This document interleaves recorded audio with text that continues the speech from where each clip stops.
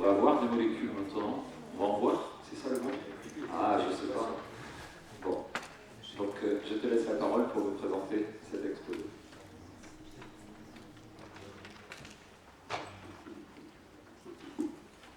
Merci Jérôme, merci à tous. Merci au comité pour avoir permis cette présentation. Je vais commencer par m'excuser, ça arrive de temps en temps.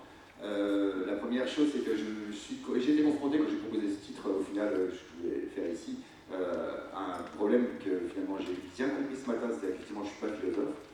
Donc j'ai gardé le titre parce que c'était plutôt marrant, simulation et vérité, mais d'un autre côté, j'ai décidé au final d'orienter ça plutôt vers simulation et réalité. Et c'est un peu autour de ça que toute cette présentation va tourner. Le deuxième problème auquel j'ai été confronté, c'est mon épouse. Parce que j'ai proposé le titre Simulation et vérité au moment de cliquer, donc pour proposer le titre juste comme ça, aussi simple que ça, sur le site pour le congrès, elle m'a demandé pourquoi je voulais parler de notre vie privée ici devant tout le monde. Donc au final, j'ai décidé d'appeler ça Simulation moléculaire et vérité. Et c'est autour de ça, donc, et donc on devrait plutôt dire réalité, pardon. Autour de ça que je vais essayer de vous parler. Donc voici typiquement ce qu'on est capable de faire dans un laboratoire lambda, je dirais, pas trop mal équipé, mais qui est le mien, au niveau des simulations. Donc ça commence à être des systèmes moléculaires qui sont assez conséquents, avec pas mal d'atomes. Et le questionnement en fait que peuvent avoir les étudiants qui viennent nous rejoindre au niveau notamment des doctorats, mais aussi précédemment quand ils font des stages ou même durant les cours que l'on peut donner jusqu'à la licence. Et aussi les questions qui proviennent de nos collaborateurs sont vraiment: est-ce que tout ceci a une réalité? Alors j'ai pas réellement de réponse, mais j'ai quelques éléments de questions que je veux partager avec vous, quelques questionnements. Et voici la première questionnement qu'on peut se mettre en avant. La première chose, la simulation, évidemment, c'est un problème de taille. Et si vous regardez un petit peu les différents particules, corpuscules, corps, organes, organismes que l'on peut simuler, la taille qui est liée à tout cela part vraiment dans quelque chose qui est extrêmement petit, quelque chose qui peut être extrêmement grand. Mais évidemment, je ne suis pas allé jusqu'à l'univers, je me suis arrêté à l'être humain. Mais entre un atome et une molécule, il y a déjà un facteur facilement 10 puissance 3 qui grandit très très rapidement si on veut commencer à aller vers des protéines, des cellules, etc., des insectes et des organismes vivants. Donc ça, c'est le premier problème. Qu'est-ce qu'on veut simuler? Qu'est-ce qu'on veut modéliser? L'autre problème, c'est un problème de temps, parce que le temps qui est associé aux objets qui sont extrêmement petits, si on pense par exemple aux électrons, ce sont des temps qui sont sans commune mesure avec ceux qui sont associés au temps que l'on vit de notre vie classique. Donc on peut parler ici, j'ai une diffusion dans le corps, on peut parler de ce type de choses donc, qui sont liées à notre réalité au quotidien. Et donc le problème de la simulation est à la fois un problème de taille et un problème de temps. Donc avant d'attaquer ce problème de simulation, il y a aussi un problème des définitions. Qu'est-ce qu'on veut expliquer à travers le mot simulé ou expliquer à travers le mot modéliser? Alors voici par exemple des modèles. Alors vous voyez, ça donne l'impression que c'est assez vieux. C'est quelque chose qu'on a fait il n'y a pas si longtemps que ça. On avait encore des tables en formica dans notre laboratoire. On a un petit peu évolué depuis. Mais ça reflète bien effectivement les outils qu'on pouvait utiliser de modélisation auprès des étudiants. Donc c'est un petit peu orthogonal avec ce que vient de présenter Christophe. Hein, donc on continue à utiliser ces petits modèles-là juste pour expliquer comment les étudiants peuvent comprendre la molécule, comment elle est organisée. Et au final, on s'aperçoit que moi j'ai confiance dans la réalité augmentée parce que on s'aperçoit que les étudiants ont besoin de manipuler, même des objets comme ceci qui sont difficilement tangibles pour les étudiants. Et la réalité augmentée, je pense, permettra de passer ce cap. C'est-à-dire que expliquer un système moléculaire juste sur un écran 2D, ça reste extrêmement difficile. Donc la modélisation, c'est juste la construction d'un modèle qui permet de refléter certaines réalités. La simulation, elle, va être l'utilisation d'un modèle qui permettra justement d'expliquer les propriétés, d'en prévoir le comportement de l'objet et d'aller un peu plus loin pour essayer de comprendre ce qui se passe. Et si on parle de modélisation moléculaire, alors à ce moment-là, une fois qu'on aura établi des théories, on revient un petit peu à ce qui a été dit ce matin, à travers l'exposé de Michel Verdaguer, donc on va pouvoir effectivement commencer à modéliser, puis simuler, puis expliquer ce qui se passe. Et une modélisation moléculaire sera donc l'élaboration et l'application d'un modèle mathématique qui permet de représenter les molécules ou des systèmes moléculaires à l'échelle atomique. Le seul problème, c'est qu'effectivement, un modèle de par sa définition, ne peut pas être à la fois précis, général et réel, et donc en fait, tout ce qu'on est en train de faire est faux. La seule chose à savoir maintenant, c'est à quel niveau de réalité on est associé. Donc si on s'adresse, par exemple, je vais parler ici, il y a beaucoup de théories qui existent,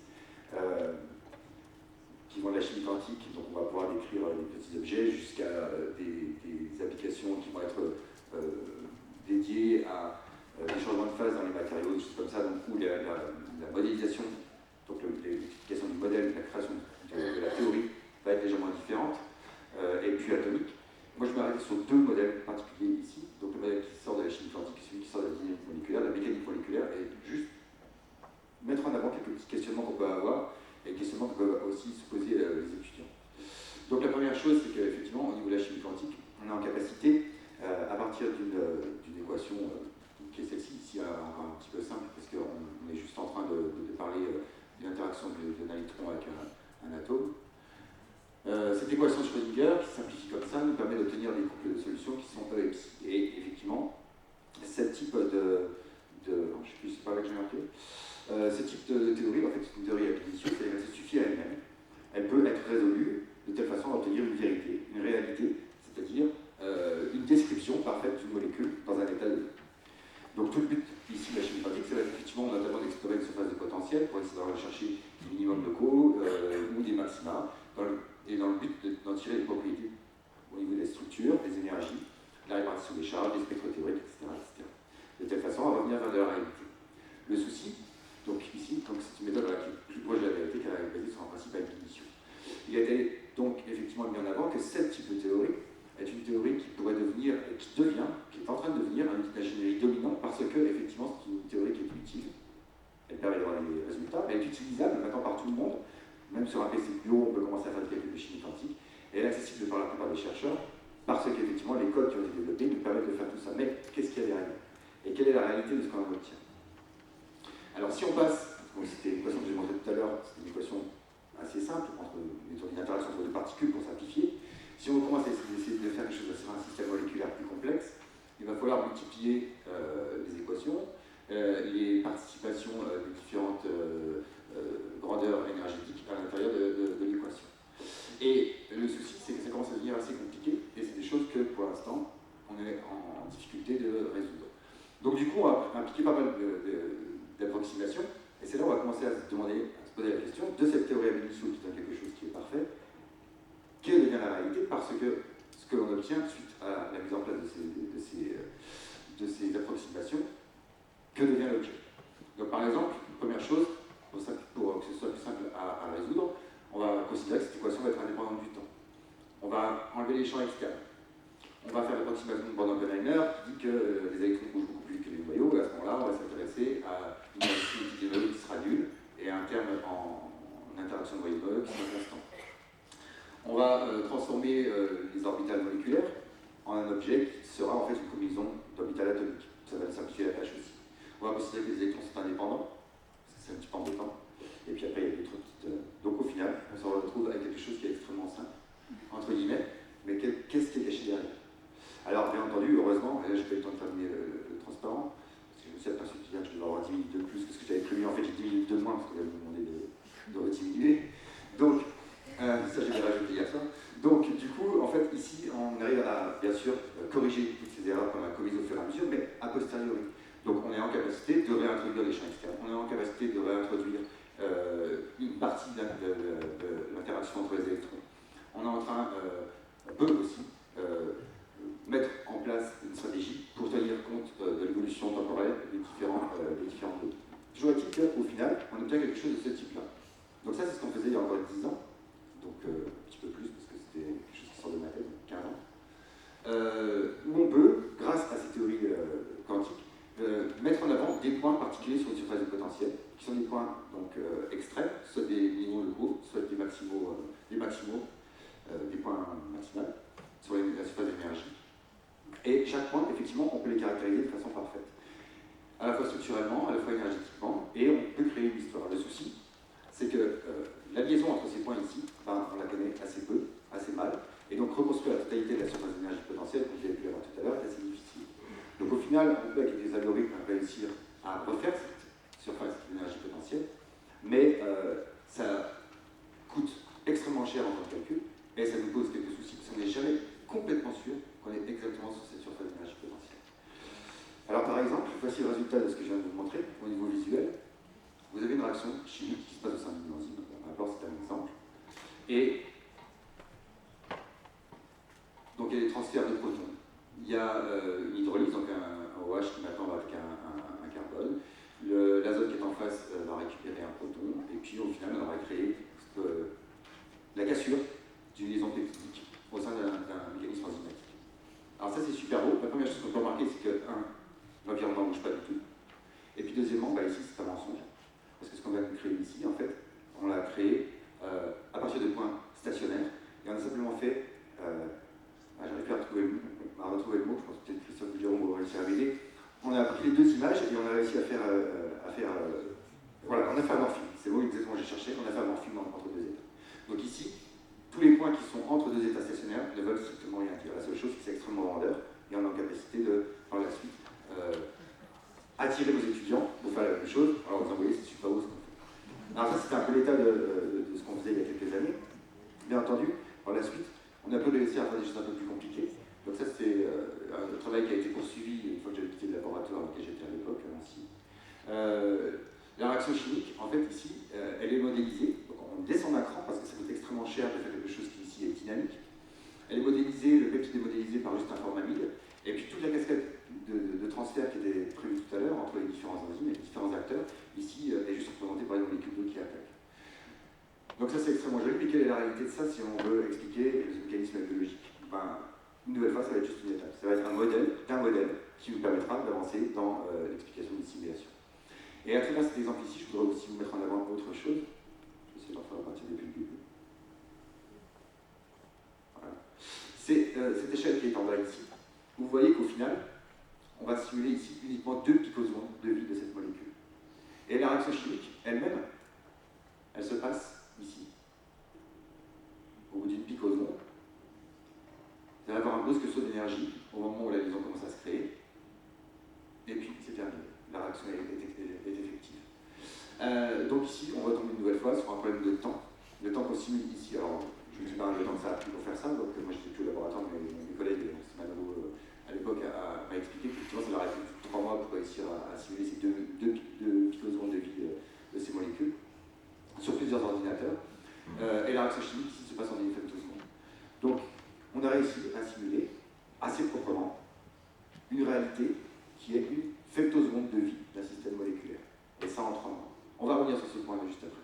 Alors évidemment, cette molécule, c'est tout petit. Si on veut commencer à faire des choses sur des enzymes qui sont beaucoup plus grosses, et donc plusieurs milliers de degrés de liberté, il va falloir explorer des surfaces de potentiel qui sont d'autant plus compliquées. Je refais le calcul du nombre de degrés de liberté, donc 3,6, 300, 500 atomes, multipliés. Et donc vous avez ici la possibilité d'avoir ces transitions, que je vous ai montré tout à l'heure en 2D, qu'on a essayé d'extrapoler sur du 1D, qui commencent à être associés à un nombre absolument élevé et qui vont commencer à être très très difficiles à simuler. Donc du coup, en se basant sur le principe d'ergodicité, qui postule l'équivalence parfaite entre les moyennes d'ensemble et la moyenne temporelle, on va se permettre d'étudier un seul système plutôt que d'essayer de simuler un nombre de molécules assez conséquent qui devrait avoir toutes les propriétés dans l'ensemble. Donc c'est ce qu'on va faire, et ça on le fait à travers ce qu'on appelle la dynamique moléculaire. Alors vous allez voir que la dynamique moléculaire, elle aussi, elle a ses problèmes, elle a ses limitations. Alors, sur quoi est-elle basée? Elle est basée sur la mécanique newtonienne, et puis on va remplacer les liaisons juste par des ressorts, les angles aussi juste par des ressorts. On mettra des potentiels particuliers pour expliquer les rotations des molécules, des atomes ou des groupements les uns par rapport aux autres. On tiendra compte des interactions électrostatiques et aussi non liées, le Van der Waals à longue distance. Et puis, par rapport à tout ça, à partir d'une position et d'une énergie, on va pouvoir définir des forces, et puis dans la foulée, définir un mouvement, donc une accélération, une vitesse et une accélération, et tout ça, ça fait la dynamique moléculaire. Et donc ces équations ici sont assez intéressantes, parce qu'en fait, contrairement à la chimie quantique, vous pouvez séparer ces calculs, et donc les faire sur plusieurs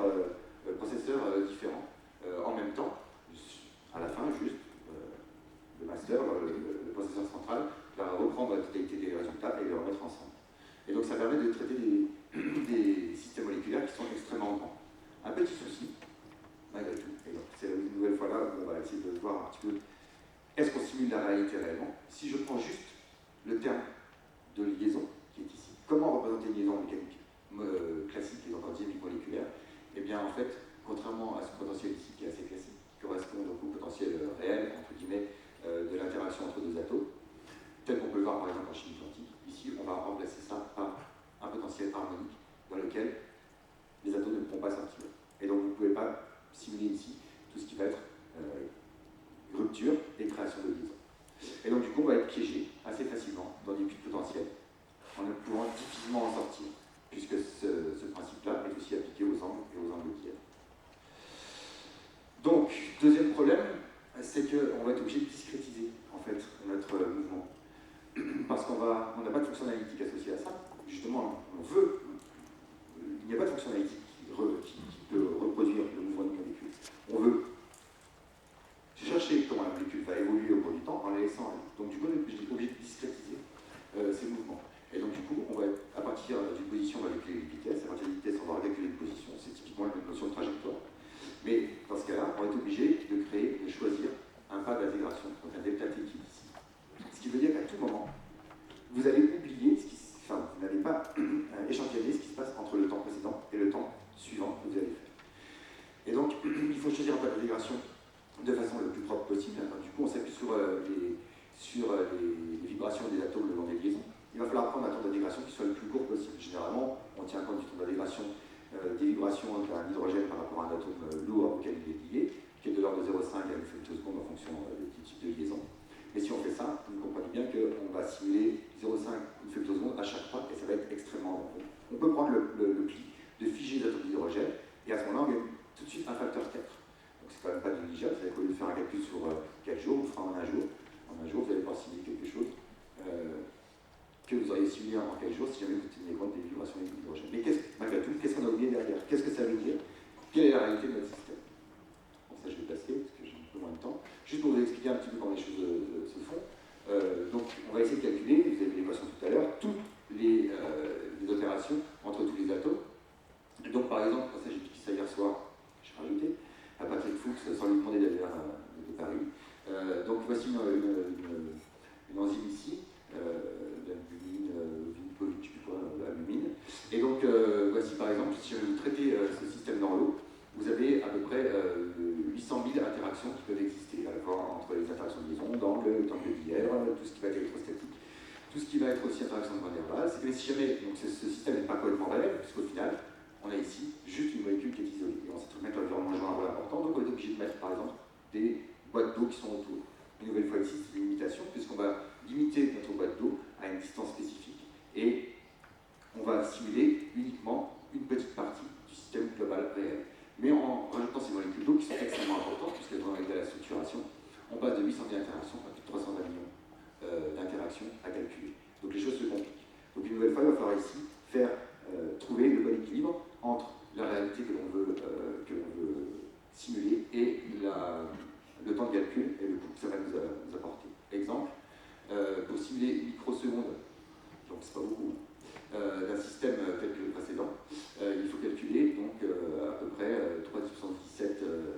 300 millions de milliards d'interactions. Si on passe à la milliseconde, il suffit de multiplier par une puissance de 3, enfin un facteur 3, puissance de 10 de 3, et par la seconde, etc. etc. Donc quand Patrick Fuchs avait écrit ces slides en 2008, c'est des temps qui étaient encore inatteignables. Il s'avère que là, en 2010, pour la première fois, il y a une simulation d'une milliseconde d'une enzyme. En fait, à la recherche, donc ça c'est J-Pandey, ça qui a fait ça. Donc à la recherche en fait, du repliement d'une protéine. Et donc on a atteint ici un des temps que vous avez vu au départ dans mon échelle de temps qui correspond au repliement d'une protéine. On arrive à la milliseconde. Alors en fait, il a un petit peu triché entre guillemets, parce qu'il n'y a pas de molécules d'eau autour. Il a remplacé ça par un chantier électrique qui simule l'eau. Et surtout, en fait, il a fait ça avec le protocole Fold at Home. Donc en fait, il utilisait les PC des gens qui acceptaient de les mettre à disposition quand ils ne sont pas utilisés.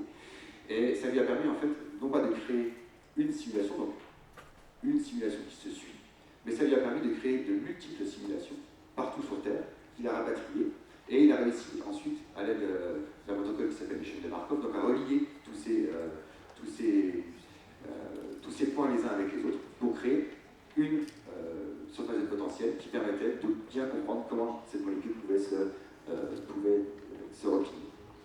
Donc l'alignement des attaques. Alors, l'autre problème aussi qu'on va avoir, c'est effectivement la simulation d'événements biologiques. Donc ce sont des événements qui durent relativement longtemps. Donc ici, exemple d'une durée de simulation de 1 microseconde. On est en train de regarder juste la diffusion d'un métabolite qui travers, depuis une enzyme vers l'autre, dans la suivante.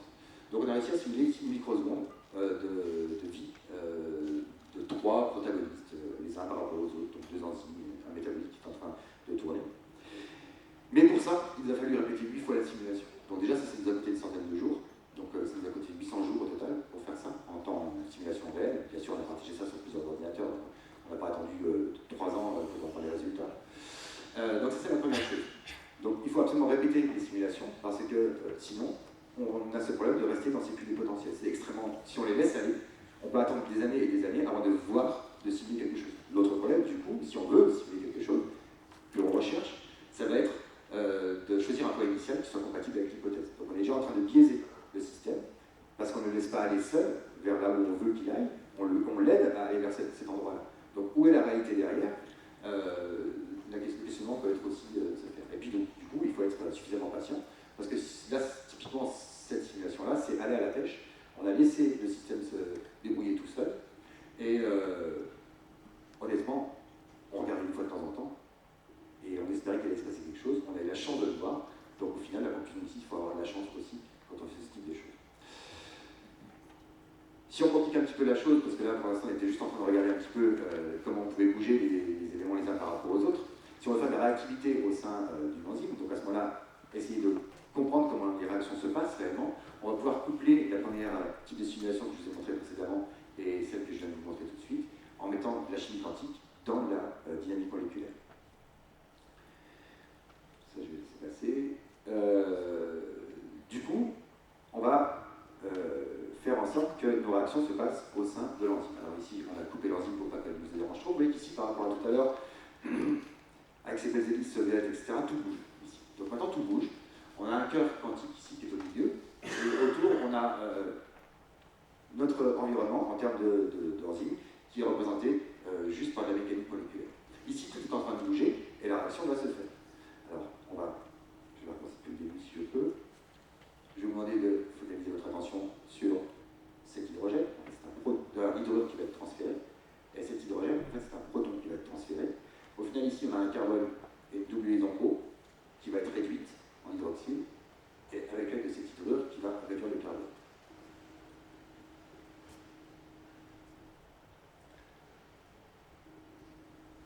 Alors ça, un étudiant qui a réussi à trouver ça, il était tout content. Il a pu montrer ça à tous ses collègues expérimentateurs en disant qu'il avait la vérité, qu'il avait montré comment les choses se passaient. Vous voyez. Donc, premier transfert, et dans la foulée, on a celui-ci. Au final, on suit une surface de potentiel qui est ici, on part du bleu, on monte doucement vers ce bleu clair vert qui est ici, on traverse cette transition et on retourne derrière. Le problème ici, c'est qu'on a perdu toute notion de cinétique. Pour une raison bien simple, c'est qu'en fait, on a introduit des biais dans cette simulation. La chose ne peut pas se faire, si elle pourrait se faire de façon naturelle, comme la nature le fait. Le modèle est suffisamment robuste pour pouvoir faire ça. Le problème, c'est qu'on n'a pas le temps d'attendre. On ne peut pas attendre des années et des années que la simulation arrive à cet état. Donc, du coup, on introduit des biais. On force le proton, ici, hein, ça c'est un petit peu décalé, on force le proton et on force l'hydrure à se transférer. Et après, on réintègre les équations. Et on obtient une belle simulation qui est comme ça ici. Mais on a forcé la nature à faire ce que nous, on voulait. Donc, une nouvelle fois, où est la réalité derrière ça? C'est pas évident. Donc, les contraintes qu'on a appliquées ici peuvent-elles représenter la coordonnée d'interaction?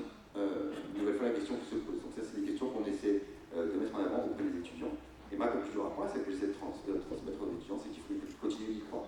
Donc, globalement, sur les deux conclusions qu'on a mis en avant là, c'est un, il faut continuer à avoir la foi, et deux, il faut avoir du bol. C'est là-dessus que nous base nos équations. Et une toute petite dernière réflexion par rapport à l'évolution, pour ne pas attendre tout ça. Une molécule d'eau, c'est 3 atomes. Un virus, c'est 10 puissance 6 atomes. Une cellule, c'est à peu près 10 puissance 14 atomes. L'homme, donc à peu près 10 puissance 27 atomes.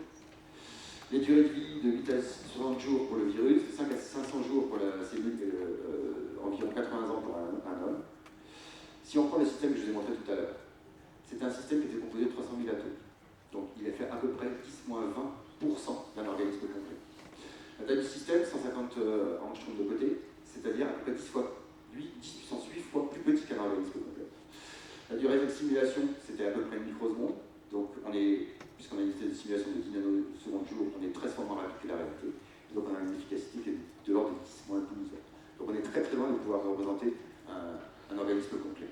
Donc si dans l'état actuel on voulait simuler un virus, il nous faudrait 27 milliards d'années, une cellule, il nous faudrait 2 milliards d'années. Alors, Christophe Battier a parlé de Moore juste avant. Donc la loi de Moore peut s'appliquer aussi justement pour ce type de choses. Et si on fait une extrapolation, on peut espérer en 2180, si la loi de Moore continue à être réelle, on peut espérer en 2080 simuler une seconde de vie d'un corps humain complet. Donc ce serait assez loin, mais le problème c'est que, comme disait Christophe, dans 10 ans, la loi de Moore, elle sera dépassée. Alors il y a des petites solutions pour ça, parce que la loi de Moore s'applique sur des processeurs qui sont individuels, c'est de pouvoir commencer à utiliser des processeurs qui vont être en parallèle, et pour ça les cartes graphiques, donc les cartes de gamer, ici, on nous aide beaucoup. Alors je vous assure que ça a été un petit peu difficile au début. Pour faire comprendre à l'université qu'on voulait acheter des PC à base de cartes de gamer, on leur expliquait bien qu'on n'achetait pas les manettes, donc on n'allait pas jouer en fait, on était là juste pour faire de la simulation. Et regardez un petit peu ce qu'on y gagne sur une lame de 48 cœurs qu'on avait acheté en 2010 et qui coûtait 40 kg euros. On pouvait simuler une nanoseconde par jour. Maintenant, avec un ordinateur qui coûte à peine 4 000 euros, on peut simuler 10 nanosecondes par jour, et encore sur une carte seulement, on peut utiliser les cartes en parallèle. Donc on a une efficacité de 100. Et c'est des choses dans lesquelles en fait, les développeurs commencent à aller, et même vers la simulation de processeurs, création de processeurs en 3 dimensions, de telle façon à être de plus en plus efficace. Donc la conclusion, c'est avoir confiance en le développement de la technique. En conclusion, il nous faut de la persévérance, il nous faut de la chance, du bol, ce que je dis aux étudiants, de la patience, il faut continuer à vraiment avoir la foi jusqu'au bout, et puis croire que ce que l'on fait, c'est de la réalité. Mais surtout, moi, ce que je voudrais vraiment, c'est que ces outils continuent à nous permettre de nous faire rêver. Ce système que je vous ai montré depuis tout à l'heure, en fait, il n'existe pas dans la réalité. C'est une proposition qu'on est en capacité de faire aux expérimentateurs. Il y a 2-3 hypothèses qui mettent en avant que ce type de système peut exister, où il y a 3 enzymes qui interagissent avec une membrane, mais rien n'a été prouvé jusqu'à maintenant. Et donc en fait, est-ce que c'est une réalité que j'ai simulée en faisant ce système, ou est-ce que c'est quelque chose de complètement hypothétique? Ça aussi, c'est l'avenir qui nous le dira, au moment où effectivement il est possible que nos collègues expérimentateurs trouvent la façon de mettre en avant des preuves expérimentales sur ce type de choses. Donc voilà, j'ai pas eu beaucoup de réponses, j'ai eu beaucoup de questionnements.